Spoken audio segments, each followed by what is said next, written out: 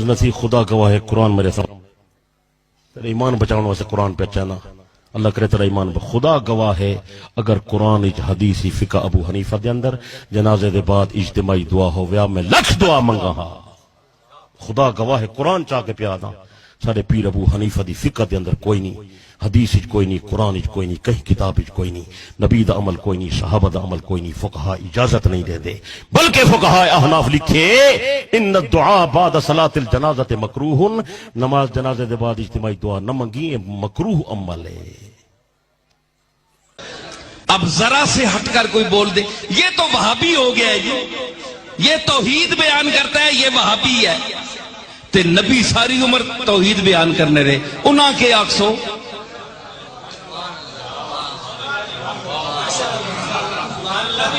تے قرآن ساری توحید بیان کر رہا ہے اللہ کے آکسو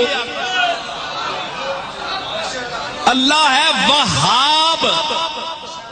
اللہ کیا ہے وہاب تو وہاب کا کیا معنی بنا جو وہاب والا ہے وہ بنا وہابی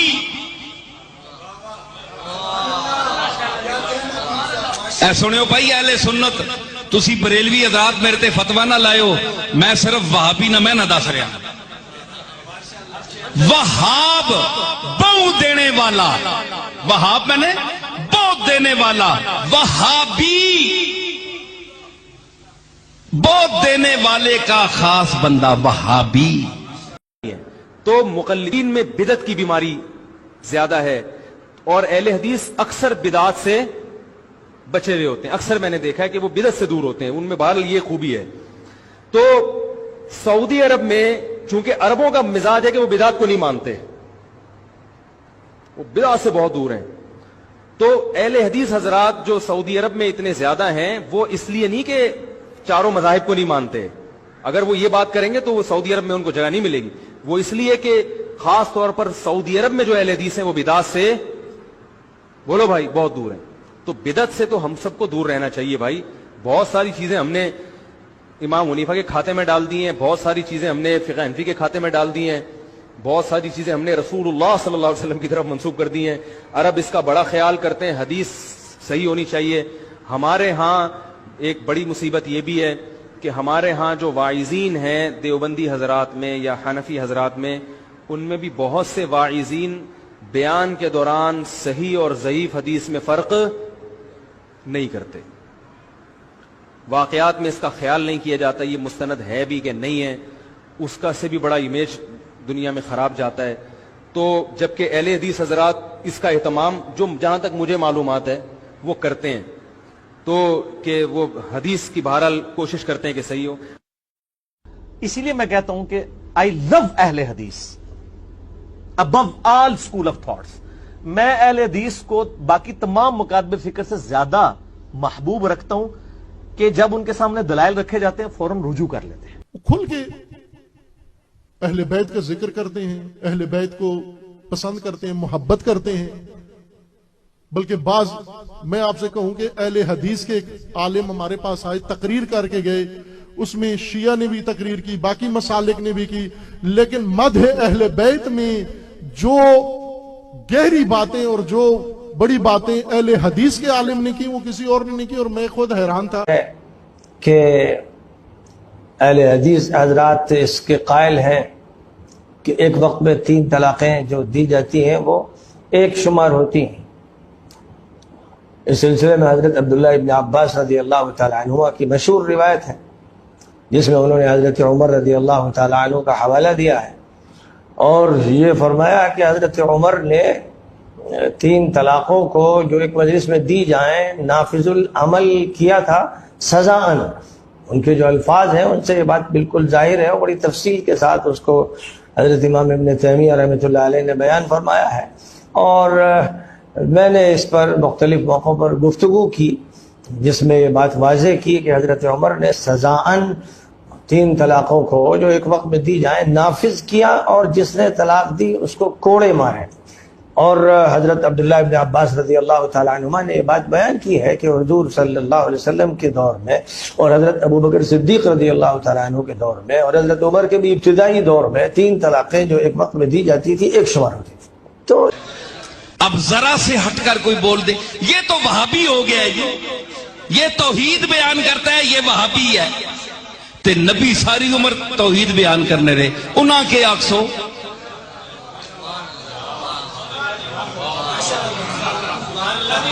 تے قرآن ساری توحید بیان کر رہا ہے، اللہ کے آکسو اللہ ہے وہاب. اللہ کیا ہے؟ وہاب. تو وہاب کا کیا معنی بنا؟ جو وہاب والا ہے وہ بنا وہابی. اے سنیو بھائی اہل سنت، تسی بریلوی حضرات میرے تے فتویٰ نہ لائے ہو، میں صرف وہابی نہ میں نہ دس رہا.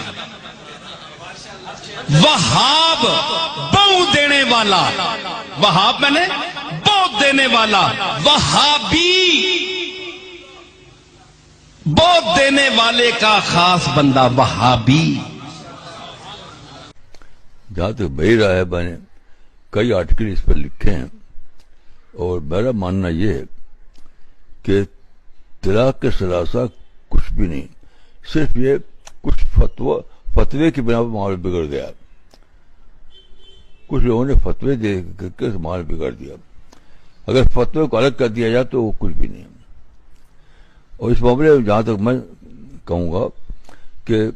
سلفی حضرات جو اہل حدیث حضرات کا مسلک بہت صحیح ہے. اس کے اوپر بھی جھوٹا الزام لگایا ان لوگوں نے کہ وہ اپنی طرح مانتے ہیں. نہیں سر، اہل حدیث جس طرح نبی الاسلام کو مانتے ہیں نا، اس طرح اور کوئی نہیں مانتا. کیونکہ آپ لوگوں نے تو لوگوں کے بنائے ہوئے امام بنائے ہوئے ہیں. اہل حدیث نے اس کو امام مانا ہوا ہے جس کو اللہ نے امام بنایا. ما ضل صاحبکم وما غوی. اہل حدیث کی آپ کے بزرگوں سے کوئی دشمنی نہیں ہے. وہ جو کچھ کہتے ہیں نبی الاسلام کی محبت میں کہتے ہیں. آپ ذرا ان کے قریب ہوں، آپ کو پتہ چلے گا کہ اہل حدیث نے نبی الاسلام کو صحیح مانا ہے. باقی تو صرف نام کے ہی مان رہے ہیں. ٹھیک ہو گیا. وأن نكون بين علماء الحديث وطلاب الحديث ذلك أن أهل الحديث هم آل النبي وهم أحبابه وأصحابه وإن لم يصحبوه في حياته لكنهم صحبوا سنته. ہمارے لیے بڑی مسرت کی بات ہے اور میرے لیے بہت خوشی کی بات ہے کہ میں آج ایسے لوگوں کے پاس ہوں جن کو اہل الحدیث کہا گیا ہے، اور اہل حدیث ہی اصل میں آل النبی ہیں اور اللہ کے رسول کے سچے محب ہیں. اللہ رب العزت ہمیں اس محبت کو برقرار رکھنے اور قیامت کے دن اپنے محبوب کے ساتھ جمع فرمائے. اہل الحدیث ہم اہل النبی صلی اللہ علیہ وآلہ وسلم. اہل الحدیث ہم احباب محمد صلی اللہ علیہ وآلہ وسلم. اہل الحدیث ہم احباب اللہ سبحانہ وتعالی. كفى بذلك شرفا وفخرا أنكم أهل الحديث. الإمام أحمد بن حنبل رحمه الله ورضي عنه سئل من هم أولياء الله، من هم أولياء الله؟ قال إن لم يكونوا أهل الحديث فلا أدري من هم. بھئی رفع یدین کرنے والے بھی جنت میں جائیں گے، آپ جا کے دیکھ لینا. امام بخاری ہوں گے کہ نہیں جنت میں؟ امام مسلم ہوں گے کہ نہیں جنت میں؟ امام ابو داؤد، ترمذی، نسائی، ابن ماجہ سب ہوں گے کہ نہیں؟